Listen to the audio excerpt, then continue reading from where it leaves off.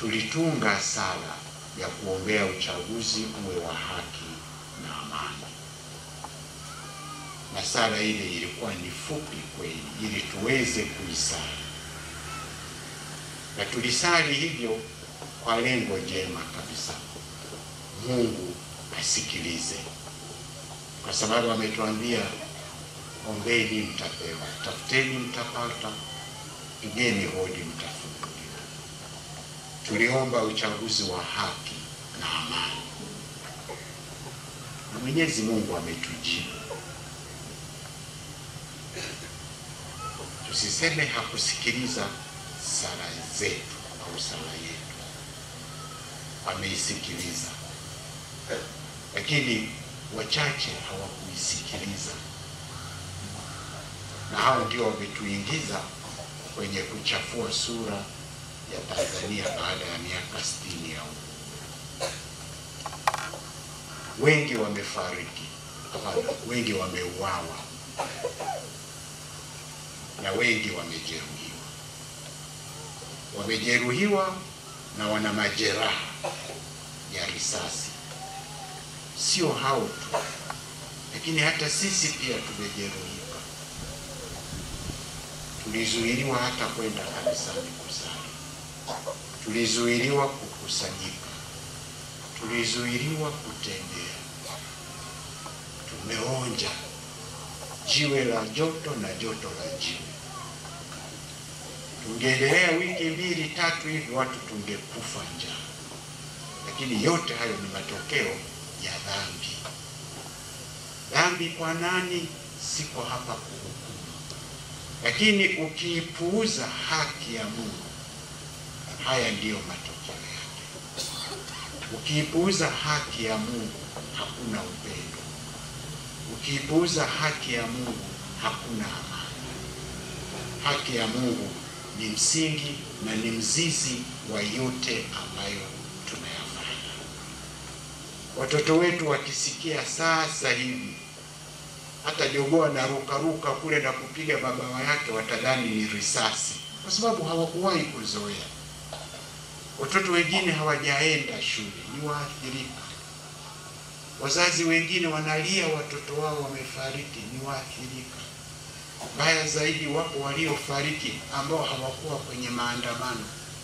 Wengine wameuawa wakiwa wanakula chakula, wamekusanyika, kunapigwa risasi.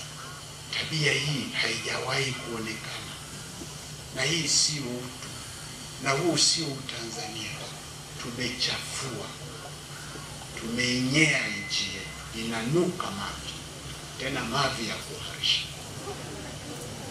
Hii itatugharimu sana kurudisha heshima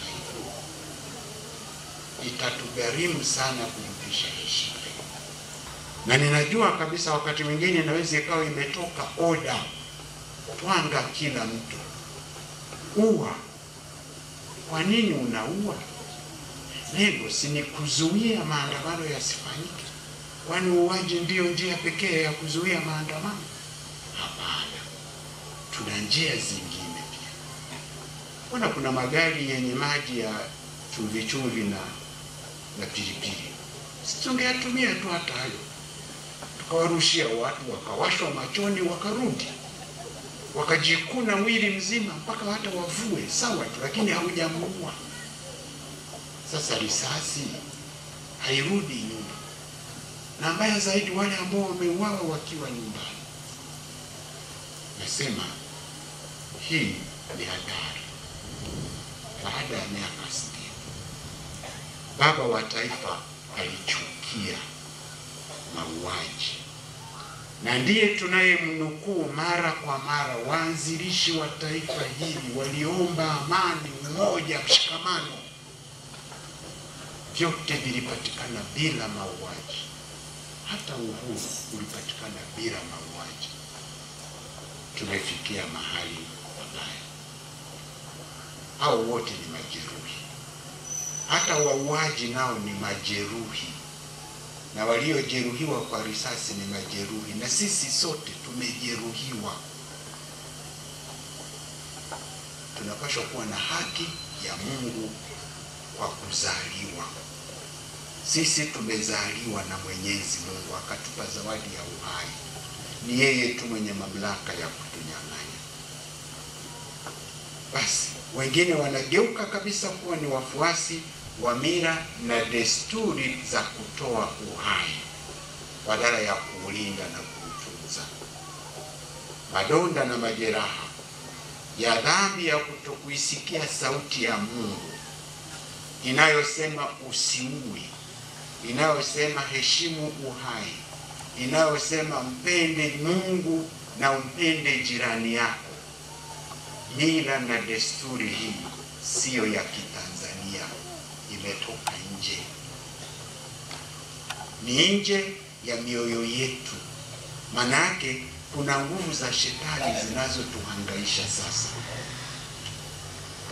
Tumrudie Mwenyezi Mungu atusaidie kuilinda zawadi hii ya uhai na utu. Ni muda mwafaka tena tujifunze upya. Tunahitaji kama Mtume Paulo alivyowaandikia hawa Wakolosai, na ameandika kwa hiyo akiwa kifungoni. Walianza kubishana hata nao kufikia hatua ya kuuana hawa Wakolosai, na yeye amefungwa kwa sababu ya kuhubiri. Anawaandikia barua, pendaneni, hurumianeni, nyenyekeaneni, vaeni sare yetu ya unyenyekevu, upole, uvumilivu, uwema, msameheani. Anawaandikia Wakolosai kwa sababu wale walioanza kuabudu miungu mingine, wale walioanza kusema hakuna wokovu bila kutahiriwa, walianza kuwapiga hawa wengine wasioamini katika Mungu, na wengine walielekea. Paulo anawaandikia akisema, acheni upuuzi, vaeni sare yenu niliyowaagiza tangu mwanzo. Pendaneni, nyenyekeaneni, vumilianeni, msameheani, muwe na upole na muwe na uvumilivu. Ni hayo pia tunayoandikiwa sisi leo. Tupendane daima kama wana wa Mungu.